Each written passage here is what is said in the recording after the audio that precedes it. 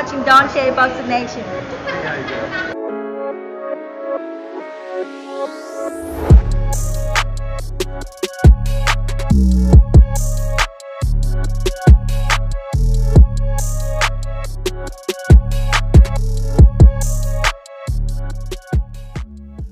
Dante's Boxing Nation, what's going on, guys? So apparently Canelo Alvarez is upset that the IBF actually stripped him of his title. And surprisingly, he's not blaming it on the IBF. He's blaming this on his own team, Golden Boy Promotions matchmaker. This is what Canelo said on his Twitter account. Quote, "I'm very upset and ashamed with my fans to be unfairly stripped of my belt by the IBF, but especially when I did not have the knowledge of the agreement that Golden Boy Promotions matchmaker had signed." End quote. Now, when Canelo says the agreement, the assumption is he's talking about the Darren Yevchenko fight.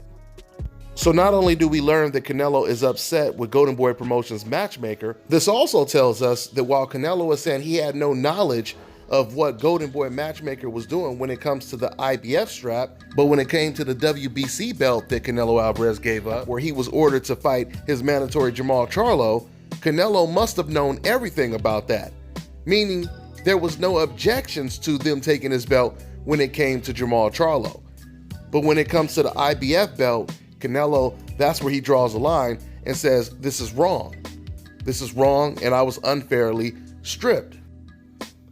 Now, I don't know what's going on over there at Golden Boy, but it seems kind of odd to me that the matchmaker or anyone would go ahead and just negotiate on Canelo's behalf without telling him.